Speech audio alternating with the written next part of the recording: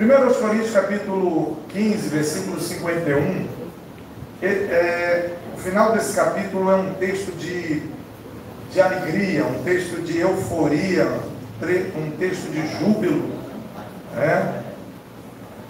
Se eu fosse pregador mesmo, esses pregadores famosos aí, eu acho que a pessoa, o pregador famoso, leria isso aqui assim: eis aqui vos digo um mistério, nem todos dormiremos, mas todos seremos transformados, num momento, num abrir e fechar de olhos. Porque o texto é assim, o texto é um texto empolgante, é só coisa boa aqui, ó.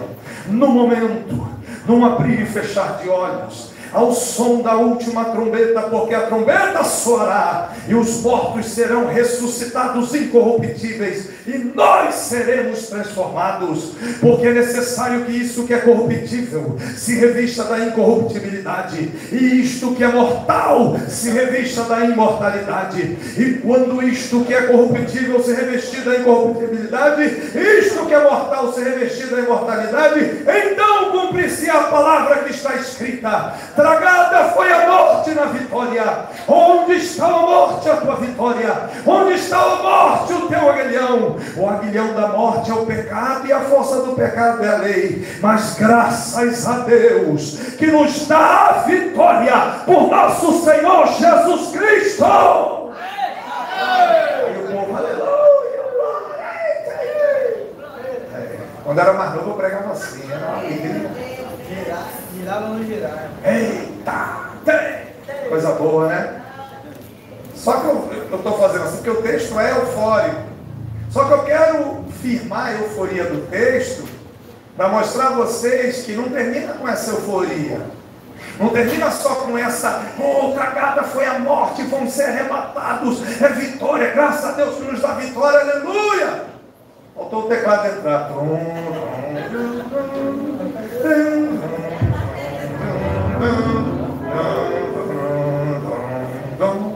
Tem tecladão de Camboriú, né? Pois é, deixa eu falar. Só que toda essa grande euforia e vitória e esse otimismo, essa palavra que me fugiu, todo esse otimismo, termina o texto, o Espírito Santo mandando Paulo escrever: portanto, então atenção a isso aí, ó. Eu queria te chamar a atenção ao portanto. Portanto, apesar de todas essas maravilhas anteriores, nos versículos anteriores, vem uma palavra de exortação. Porque já disse a vocês que Deus tem 8.000 bênçãos na Bíblia para cada um de nós. 8.000 para cada um, não é 8.000 para todos. Cada um tem 8.000 bênçãos, vitórias e promessas na Bíblia. Só que a grande maioria das promessas de Deus, elas têm uma condição. Por que existem pessoas mais abençoadas e existem pessoas menos abençoadas numa mesma igreja? Por quê? Porque Deus é seletivo, porque Deus faz acepção de pessoa. Deus gosta mais desse, abençoa mais esse, que ele gosta mais, é o queridinho dele. E o outro ali Deus não gosta muito, aí Deus não abençoa. É assim? Não. Deus tem essa falha de caráter? Não. Deus trata alguém com desigualdade? Então a questão continua: se a bênção de Deus é a mesma para todos, porque uns recebem mais e outros menos, por causa do portanto, por causa da condicional. A bênção é para todos, Deus tem o melhor para você, porém existem algumas condições. Você não é abençoado porque você é certinho, perfeitinha, não erra nunca e aí vai ser abençoado. Não. Você é abençoado e abençoada porque, apesar dos seus defeitos e falhas, você é fiel. Porque Deus libera a bênção para crente fiel. Crente infiel como Acã não pode ser abençoado. Ao contrário, acaba sendo amaldiçoado. E a condição colocada nesse texto, nesse hino de vitória, em tantas coisas boas que nós lemos, é: portanto, meus amados irmãos, existem 3 condições para vocês viverem a vitória do Senhor Jesus: a morte não te alcançar, o arrebatamento da igreja, tragada foi a morte na vitória, o corpo corruptível vai ficar imortal. Todas essas bênçãos dependem de sede. Primeiro o quê? Primeiro o quê? Firmes. Primeiro o quê? Só a Tatiane sabe? Primeiro. Nem todo mundo falou ainda. Fala firme. Primeiro. Porque se não falar firme, nem quando fala para falar, como é que vai ser firme? Aí já está frouxo. O contrário de firme é frouxo. Quando a gente pensa em que a palavra está dizendo que a gente tem que ser firme, me vem duas ideias daquilo de coisas que não são firmes. Primeira, um nó que você dá numa corda. E de repente alguém precisa que esse nó seja firme. Porque se não estiver firme, a corda vai soltar. Vai arrebentar, vai soltar. Né? Então, ou você é firme, ou você está frouxo. Se alguém depende de você como um nó forte, você não pode falhar. Porque se você que é o nó firme falhar, muita gente que depende de você vai fracassar. Então a primeira grande condição é: seja firme. A outra ideia que me vem de firmeza é, por exemplo, esse vendaval que passou aqui em Jacarepaguá essa semana. Hoje foi forte o vento além da chuva, mas eu acho que aquele primeiro foi maior. Eu venho de lá para cá, está um monte de poste, fio, galho, ainda está um estrago ali na freguesia, muito fio caído no chão. Foi um vento terrível. Foi quarta-feira? Foi quarta-feira. Foi um vento muito forte. E aí, quando eu penso em algo que não é firme, a gente pensa em quê? Em uma árvore que não tem muita, ou que as raízes não são profundas, fortes. E aí, se vê um vento muito forte, o que acontece com essa árvore? Vai embora. Então, ficar firme significa que você é uma pessoa que tem raízes profundas e fortes. Ficar firme significa que você é uma pessoa que, quando dá o nó é seguro. E é isso que a palavra está cobrando. É isso que o Espírito Santo está mandando Paulo cobrar da igreja de Corinto. Tem um monte de coisa boa para acontecer na vida de vocês. Tem arrebatamento, corpo incorruptível, a morte não pega vocês. Tem bênção demais vindo aí para vocês. Só que vocês só vão ter essas bênçãos, primeiro, se vocês ficarem firmes. E esse é o desafio da igreja evangélica em todo o Brasil nesse ano 2023. Porque o vento está soprando muito forte e muita gente boa não está ficando firme. O vento doutrinário. A gente está lutando nessa igreja já há 2 anos e meio para que todos os crentes tenham gosto de estudar a Bíblia, de conhecer a Bíblia, de amar a Bíblia. Os jovens, o evangelista Ivanildo está viajando, e eu tenho visto que nem no grupo está tendo aquele acompanhamento e a marcação dos versículos, mas quando ele vier, não tem problema, a gente retoma de onde parou e aí pega firme e termina em fevereiro do ano que vem. Mas há uma ideia de que todos os jovens leiam a Bíblia toda esse ano. A proposta vai ser para a igreja toda também, mas pelo menos o evangelista Ivanildo teve essa ideia de passar para os jovens não pegar firme, para que todos no final do ano, ou fevereiro do ano que vem, digam: eu li a Bíblia toda. Então essa ideia de ler a Bíblia toda, de conhecer mais o texto, de gastar um tempo mais com leitura, ou se você vai parar para assistir algo no YouTube, que seja algo bíblico, a palavra de Deus, algo que vai te edificar, isso esse ano é fundamental. Porque quem não tiver um bom conhecimento bíblico, não vai conseguir vencer a má doutrina, os ensinamentos errados, a doutrina dos demônios, a loucura que o comunismo vai trazer, já está trazendo para o Brasil, principalmente adolescentes e jovens na escola. Se a escola foi difícil o ano passado, esse ano vai ser muito mais difícil. Se as faculdades, as universidades foram difíceis ano passado, esse ano vai ficar muito mais difícil, porque eles estão transformando o certo de Deus em algo desprezível. Então, quando se fala, por exemplo, no que a política chama de pauta de costumes, e a Bíblia chama de sã doutrina, as meninas precisam se casar mantendo a virgindade, a vontade do Senhor, que não faça sexo antes do casamento. Isso no mundo não tem mais sentido, isso é a maior idiotice do mundo, porque o mundo hoje já não fala mais de virgindade, O mundo hoje fala de sexo de menina com menina, de menino com menino, de menina com bicho, com cachorro, com bicho, e zoofilia, e 3, 4, 5 namorando ao mesmo tempo, e todo mundo saindo, tendo sexo com todo mundo. Então o mundo já passou de virgindade há mais de 10 anos. Só que a Bíblia diz que isso é pecado. Mas nas escolas, nas universidades, isso é, quem falar que isso está errado, é imbecil, é idiota, é um trouxa, não sabe o que está falando. Então, mais do que nunca hoje, a igreja, você crente, precisa estar firme na sua convicção do que Deus diz que é certo e do que Deus diz que é errado. E quanto mais Bíblia você conhecer, mais você vai saber o que é certo e o que é errado. Se você não conhece muito a palavra, você erra, não conhecendo as Escrituras e nem o poder de Deus, como o Senhor falou. Então, nós precisamos estar firmes para que o arrebatamento, a imortalidade, tragada foi a morte na vitória, todo o contexto desse capítulo 15 aconteça na sua vida. Você, primeira condição, tem que estar firme contra os enganos, contra os ventos, contra as mentiras. Outra coisa é que a igreja, e nós todos precisamos estar firmes, é que nós todos, a Assembleia de Deus, agora falando de nós, a nossa igreja, nós precisamos estar todos firmes no mesmo propósito. Mesmo propósito.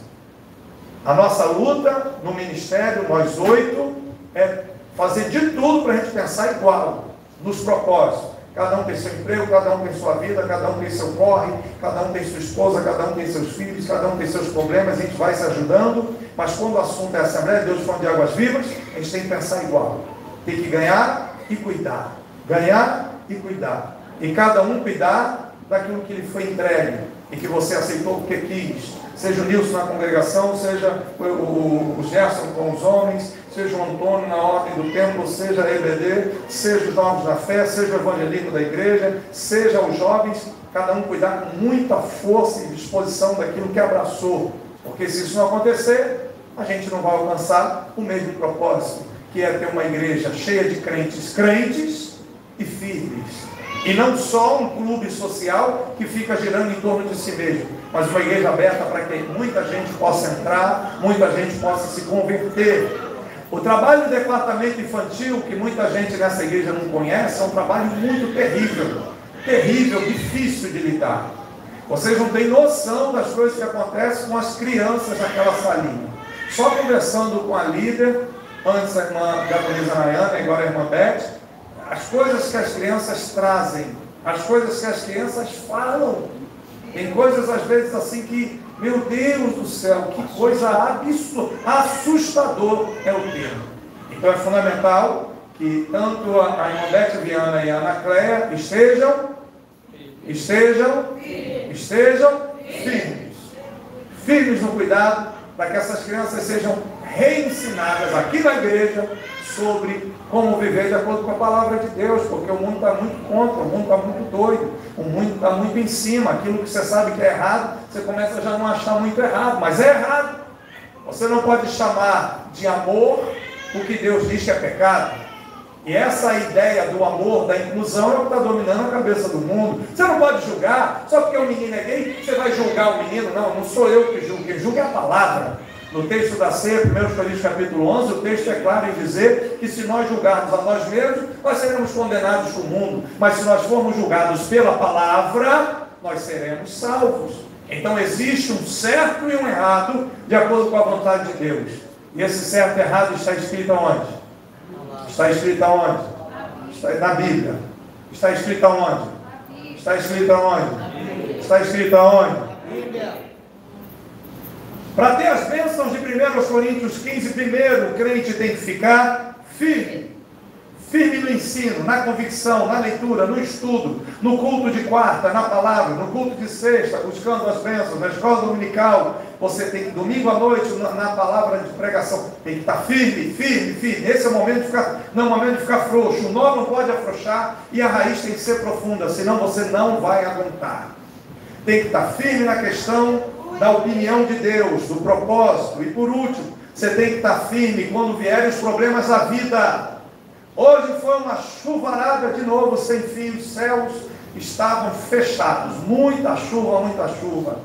E alguns irmãos não puderam vir, por exemplo, a irmã Ana Cléia mandou uma foto, tinha mais de meio metro de água na frente da casa dela. Ela falou, não posso ir, não dá para pisar. Imagino que a irmã Gilda também, não sei como, não tinha como vir, não é isso? Aí eu lembro quando a irmã Juscelma vinha com as galochas.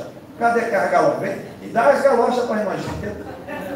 Umas galochonas que vem aqui no joelho, lembra da galocha? Em nome de Jesus. Arruma, rapaz, passa a galocha para ela. Oh meu Deus, eu vi a irmã Juscelma vinha com a galocha que dava aqui, com as galochonas, e com a sandália na mão. Aí chegava aqui, tirava e botava, subia no salto. Aí depois tirava o salto e pegava a galocha. Meu irmão, o crente dá o jeito dele, mas não perdia culto, né? Firme, firme, firme. Nada pode te abalar, nada pode te tirar da igreja, nada nem ninguém pode tirar você. Até porque o texto diz que nem a morte pode tirar você do Senhor. Nada pode impedir você de estar firme. Então não amoleça, não negocie a sua firmeza de fé. Você precisa mais do que nunca ficar firme. Segunda condição para ter esse monte de bênção aqui do texto. Portanto, meus amados irmãos, sede firmes e firme é você ter certeza de quem você é em Cristo, da sua igreja, da doutrina, de vencer quando os problemas surgirem, seja problema no casamento. Eu vou divorciar, fica firme, daqui a pouco isso resolve. Eu vou sair de casa, fica firme, daqui a pouco isso aí resolve. Calma, fica firme. Não é hora de deixar o vento levar a árvore, estancar no dedo e sair voando. Agora é hora de ficar firme. Fica firme e deixa o Senhor Jesus trabalhar. Segundo, não adianta só você ser uma pessoa de convicção firme e ser inconstante. Não, você acredita em Jesus é o seu Senhor? Acredito. Você acredita que o Senhor te entregou um ministério? Acredito. Você acredita que o teu lugar é aqui? Acredito. Não tem como tirar essa fé do seu coração? Não, ninguém remove isso de mim, pastor. Eu acredito. Tá bom. Então, vamos agora fazer tal coisa. E aí você vem uma vez e não vem outra. Vem uma vez e não vem outra. Vem uma vez e não vem outra. Nós temos muitos casos na nossa igreja de pessoas que entregaram a vida a Jesus, Carlos, e com um mês sumiram. Por quê? Não ficaram firmes. E não ficaram firmes por quê? Porque não foram constantes. Se você for constante naquilo que você sabe que precisa fazer, você não vai deixar de ser firme. Por que a gente pega no pé direto? Olha, você tem que ler a Bíblia uma vez por mês, amém? Quando? Você tem que ter um momento de oração com Deus, quando? Você tem que cantar pelo menos um hino de louvor ao teu Deus, quando? Se você for constante nisso, você sempre será firme. Então a firmeza e a constância andam juntas. Porque você pode estar firme hoje, mas se você não for constante, amanhã você deixa de ser firme. Por quê? Porque você foi inconstante. Se você mantiver a constância naquilo que você sabe que precisa fazer, e só você pode fazer, ninguém vai fazer no seu lugar, nem Deus.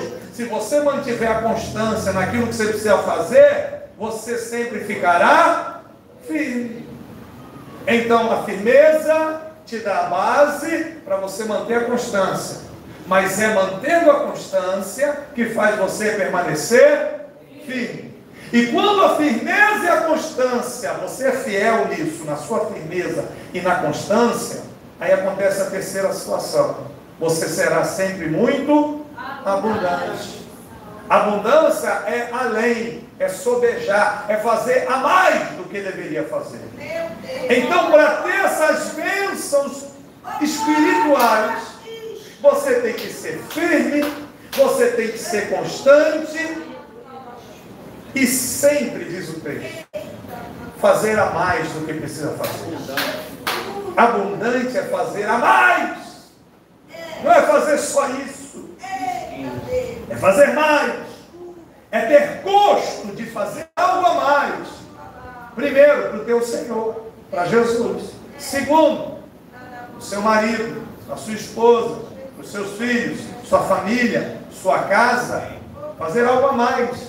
Terceiro, a sua igreja. A sua igreja. fazer algo a mais. Uma coisa que eu acho maravilhosa na nossa igreja é que a maioria aqui gosta de fazer a mais. Pastor, eu estou triste. Oh meu Deus, lá vem problema. Você está triste por quê? Porque eu queria fazer mais e não posso. Oh meu Deus, pense numa pessoa que vai encher você de serviço, sou eu. Você quer fazer mais? Vai fazer. Porque tem 60 mil pessoas em Rio das Pedras para a gente ganhar para Jesus. Tem muita coisa para fazer aqui. Tem 60 mil almas aqui precisando ser salvas. Tem muito serviço para você. Você quer fazer mais? Essa é a primeira igreja. Irmãos, eu sou crente há 37 anos. Fui vice-presidente. Comecei no ministério como co-pastor de uma igreja de 7 mil membros em Irecê. Depois fui vice-dirigente da maior congregação na Ilha do Governador, a congregação Ebenezer. Depois fui o líder da congregação. Depois fui para Catu para ser um pastor auxiliar e dirigir um seminário. Rodei muita igreja no Brasil. Mas essa igreja nossa aqui é a única igreja que eu conheço, sem medo eu falo, centenas de igrejas que eu já fui, que o povo briga porque não faz faxina. Pastor, eu estou revoltado porque o Antônio não me botou na escala da faxina, eu quero faxinar. Eu nunca vi isso. Até Valdir fez faxina com o português. Irmão, esse é o único lugar de coração que eu falo para vocês aqui, viu? Os pais do Diácono Jânio. Essa é a única igreja que eu conheço que o povo aqui briga porque não está na escala de passar um pano na igreja. Só já viu um negócio desse? As igrejas aí você tem que pagar uma pessoa, assinar carteira, tem que ter condição para manter. Aqui o povo, eu estou triste, vou sair da igreja. Você vai sair da igreja por quê? Porque eu não estou na faxina. Meu Deus, vamos arrumar uma faxina. Eu vou sair derramando café no chão aqui, para você limpar.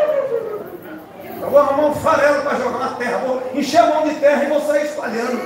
Você não vai sair da igreja por causa desse jeito nenhum. Você quer arrumar faxina? É assim ou não é? Eu estou triste, pastor, porque eu sempre trabalhei em departamento infantil, eu gosto de cantar. Ah, meu Deus do céu, pois nem trabalho. Trabalho bem. Então aí eu não posso nem reclamar disso. Tem a plantinha lá fora para molhar, tem uma vassoura. Não, isso aqui não tem problema. Então o que a palavra de Deus está cobrando da gente é firme, não amolecer e não afrouxar por nada. Ah, mas o problema é que a irmã olha para mim e não vai com a minha cara. Problema dela. Se ela não vai com a sua cara, ela morde o dedo, sai sangrando para lá com o dedo cortado. Só porque não olha para a sua cara, agora você vai afrouxar. Eu cheguei na igreja e o irmão não falou comigo. Pô, vai lá dar um abraço nele, na força. Quer falar comigo? Não, mano, pode ser ouvir cá. Meu Deus, mas eu vou lá dar um abraço nele. Agora você não vai amolecer e afrouxar por causa de nada. Porque você é uma pessoa que foi chamada para ficar. Para ficar. O nó tem que estar apertado. E a raiz tem que estar profunda. Não é nada de relacionamento besta dentro da igreja que vai tirar você da sua firmeza. E nem da sua constância. A maioria das igrejas hoje, aqui no Rio, só tem culto quarta e domingo. Quarta e domingo. E a grande maioria que eu conheço faz uma EBD de 1 horinha e em seguida um culto. Então tem EBD e culto. E à noite, se a igreja é grande, bota 2 cultos de adoração à noite no domingo, de 5 às 7, de 7h30 às 9.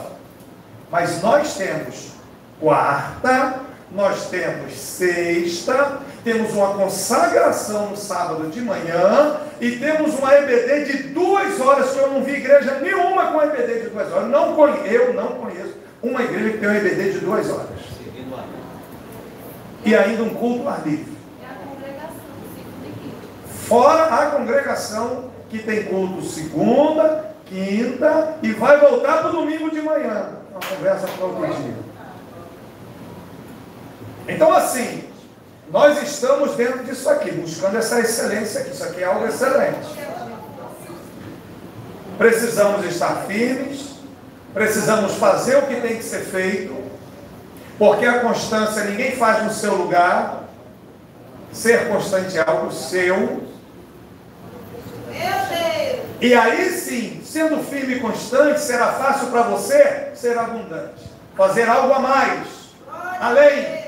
E sempre que eu penso, olhando para o texto em abundância e algo a mais, me vem dois textos. Primeiro, a parábola dos talentos.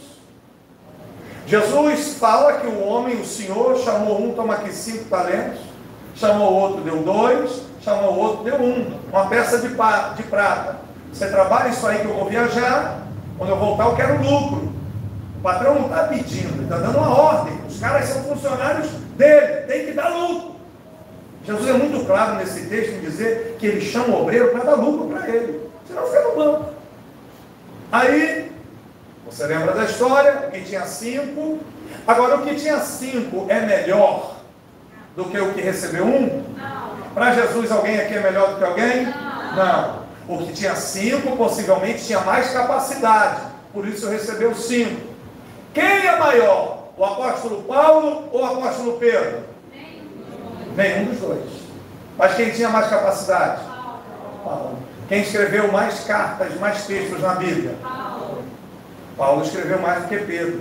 Mas quem é maior um do que o outro? Inclusive, Paulo não vai se assentar em 12 tronos. Segundo a maioria dos especialistas, o Matias assumiu o lugar de Judas que caiu. E a maioria dos escritores que eu já li acreditam, até pelo Urim que eles fizeram, jogaram sorte, que o Matias entrou no lugar de Judas, Deus vai respeitar. Então, e aí Paulo diz, eu sou menor, eu sou abortivo. Então Paulo não vai ter nenhum direito que Pedro teve de se assentar num dos 12 tronos. Veja como Paulo é menor do que Pedro. Mas sendo mesmo o menor, ele recebeu 5 talentos e Pedro só 2. Porque a capacidade de Paulo era maior. Mas isso não fazia dele maior. Ao contrário, de Saulo, que significa o grande, ele mudou o nome para Paulo, que significa o menor, o pequeno. Só que o Senhor da parábola dos talentos, ele cobra. Cadê os 5? Eu ganhei mais 5. Parabéns. Fiel, você foi. Vem, entra na festa aqui, na alegria do seu Senhor. Você que recebeu 2 talentos, capacidade para fazer algo para o meu reino crescer. Cadê? Não, eu fiz 2, eu fiz mais 2. Igual, o tratamento é igual do 5 que gerou mais 5. Porque 2 que gerou 2, o tratamento é igual. Vem, entra na alegria do seu Senhor também. E você que recebeu 1, tem mais 1? Não! Preguiça dos infernos. Preguiça dos infernos de fazer a obra de Deus. Esconde o talento, senhor, aí, espalha junto, inventou uma conversa, vai para as trevas exteriores. Preguiça dos infernos. A segunda ideia que me traz no texto sobre ser abundante, fazer além, é o servo inútil de Lucas 17. Entra na fazenda, o patrão e o funcionário, aí o funcionário dá só um copo d'água. Fez o que tinha que fazer. Agora, se esse funcionário do Senhor, que você, isso não é você com a sua igreja, com o pastor, ministério, é você com Jesus. O teu Senhor é Jesus. Você faz para Jesus, óbvio, está fazendo para a igreja, e óbvio está me ajudando e ajudando cada um que está à frente das suas obras. Óbvio, mas em primeiro lugar você está fazendo para quem? Para Jesus. Para Jesus, seu Senhor. Então o funcionário, ao invés de trazer só um copinho d'água fria, ele vai lá, pega um suco, um requeijão daqueles que bota, quando a gente está viajando para o Nordeste, está na tábua assim, aquele requeijão. Rapaz, pegou o leite de um dia, no outro já está um requeijão ali, um negócio puro. Aí ele traz uma pedra de requeijão, traz um suco. Aí o patrão vai ficar como? Surpreso. Rapaz, é para trazer uma coisa toda. Eu nem pedi isso tudo, não, mas eu sou abundante, eu faço além. Eu quero te agradar, meu Senhor. O Senhor não pediu, eu vou fazer porque eu estou satisfeito, eu estou agradecido por tudo que o Senhor tem feito por mim, então eu vou dar algo além para o Senhor. Isso é abundância na obra do Senhor. É você fazer além do que aquilo que te foi mandado fazer. Infelizmente, quando eu lembro da parábola do servo inútil, a gente sempre repete isso, que tem crente dentro das igrejas que nem servo inútil é, não serve nem para ser chamado de servo inútil, porque nem fazer o que devia faz. Então você tem o servo inútil, você tem o que nem inútil é, não faz nada, e você tem o abundante, aquele que faz além do que o Senhor mandou fazer. E quando você traz essa palavra de abundância para a questão de dízimos e ofertas, como o Nilson trouxe aqui de Acã, a gente até falei, Valdir, com essa palavra aí, Valdomiro vem buscar Deus. Essa do Acã foi forte demais. Meu Deus do céu, essa palavra foi tocar no anátema. O que é de Deus é de Deus. Quase que eu jogo a carteira na sala. Toma minha carteira. Aí já só, o que adianta jogar a carteira, cartão sem senha?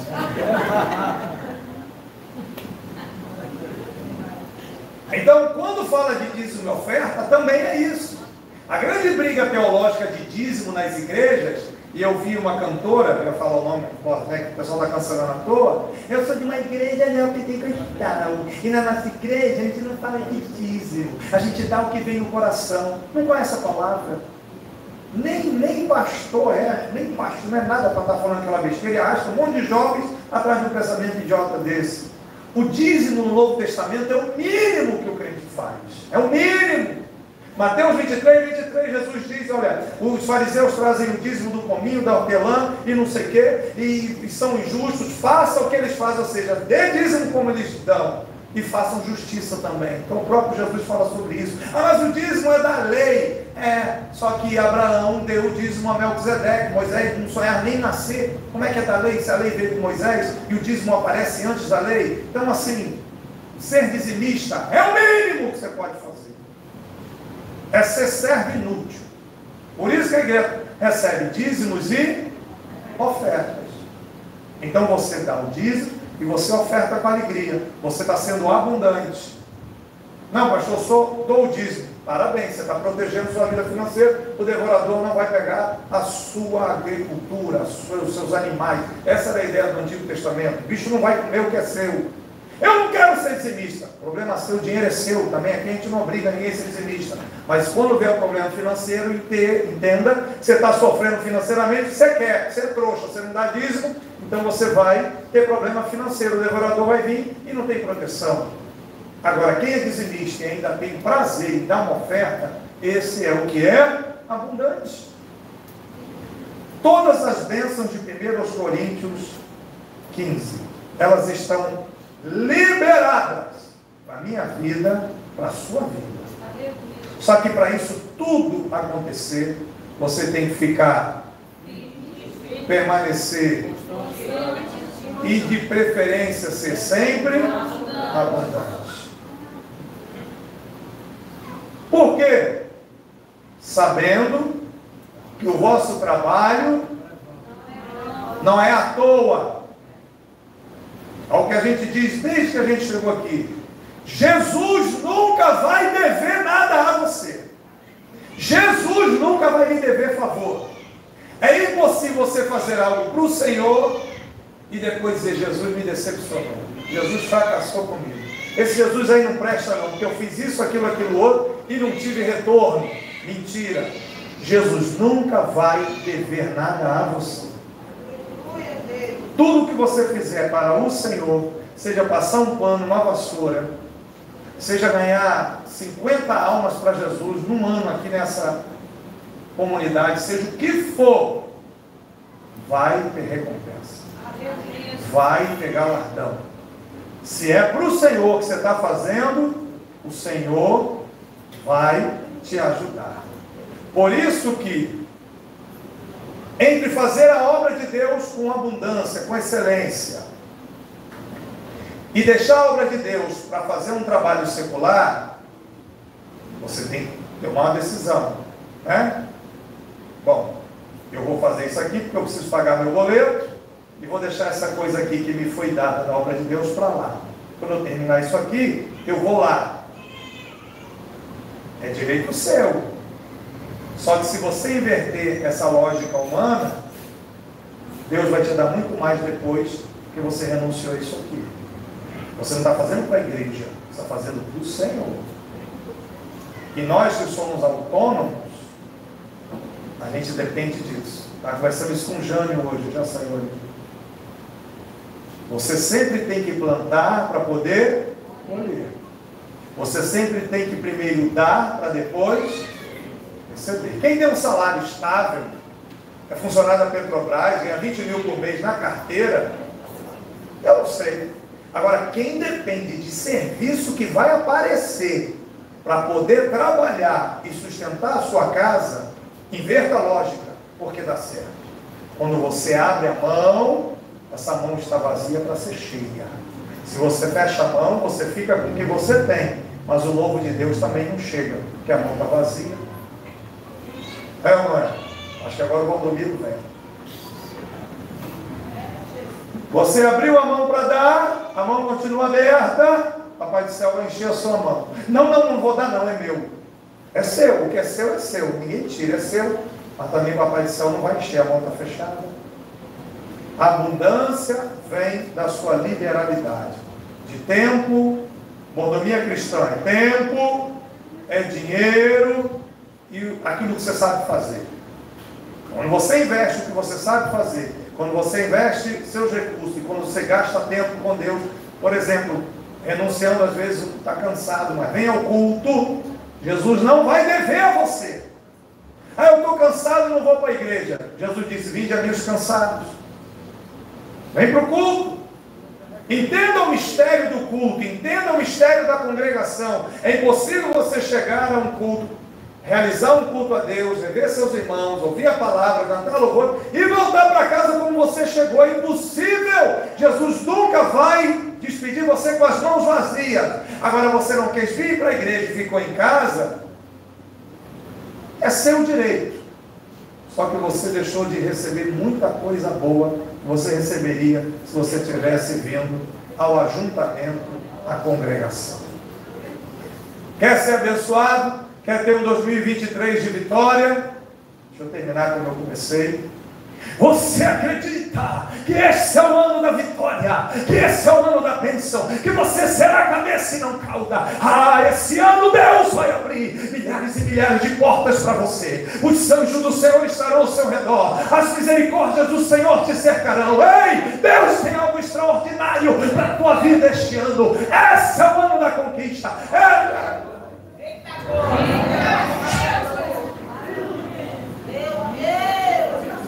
Então, fica firme, seja constante e faça além do que você tem feito, para que tudo isso aconteça na sua vida. Feche os seus olhos, por favor. Curve a sua cabeça. Você vai bater um papo com Deus aí agora. O Papai do Céu vai perguntar: meu Pai Celestial, eu sou firme naquilo que eu conheço da tua palavra, ou sou mole, frouxa? O nó da corda está firme ou o nó da corda está frouxo? E tem gente aqui que a sua família depende de você. Se você como nó for um nó frouxo, você vai arrebentar com a sua casa todinha, porque o nó forte da sua casa é você. Por isso que o diabo quer te pegar, porque o diabo sabe que se ele tirar você, que é um nó forte, arrebenta com a casa toda. Seja quem tem pai e mãe que ainda não é crente, seja a esposa que sabe que é o nó do marido e dos filhos, que é a base. Você é o nó forte. Você que está aqui essa noite, você é o nó forte. Você é a árvore que tem raízes profundas. E que quando o vento forte vem, é você que está segurando. Por causa das raízes. Por causa da palavra. Um minuto para você fazer uma oração sua com Deus. Tem muita coisa boa de Deus para a sua vida esse ano. Mas você tem que ser firme, constante e abundante. Sabendo que isso não será em vão. Sabendo que isso não será à toa. Aleluia. Aleluia. Glória a Deus.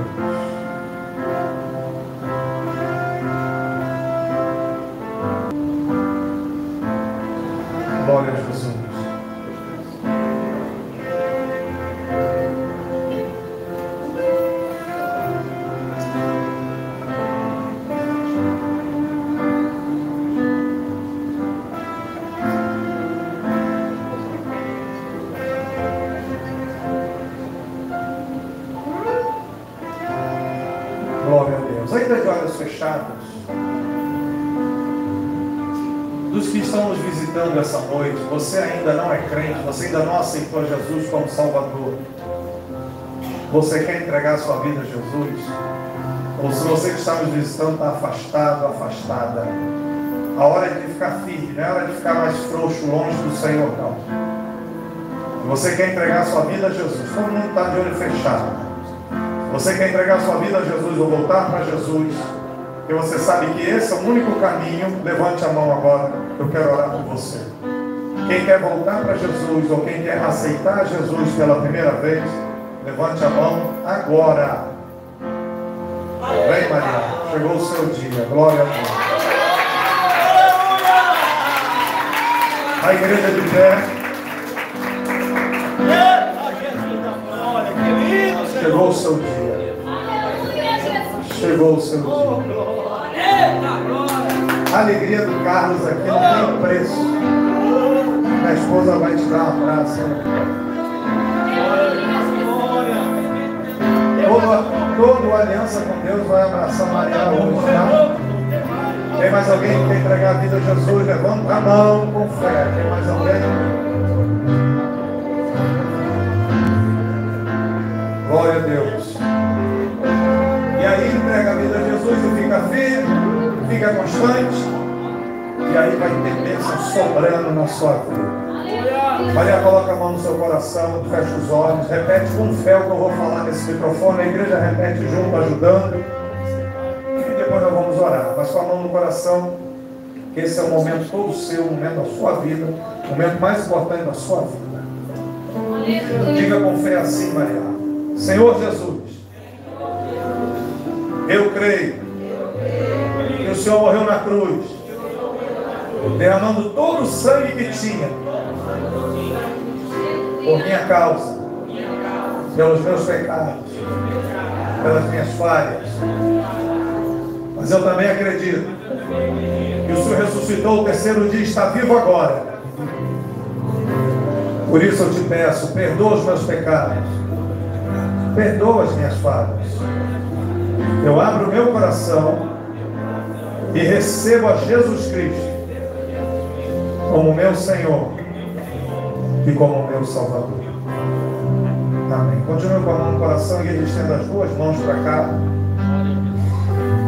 Santo Deus, que seja conforme a confissão de Maria diante de ti, diante dos anjos, diante do diabo, dos demônios, diante da igreja aqui reunida, até da internet. Seus pecados sejam perdoados, seu passado seja apagado, o seu nome seja escrito no livro da vida, e que o teu Espírito Santo entre nela agora para fazer morada, e ela receba o poder de ser feita filha do Deus Altíssimo. Que a obra da salvação se cumpra agora na vida dela, em nome de Jesus. Com autoridade de igreja, nós a ligamos agora no teu reino. Maria agora pertence à igreja de Cristo. Maria agora pertence ao rebanho do bom pastor.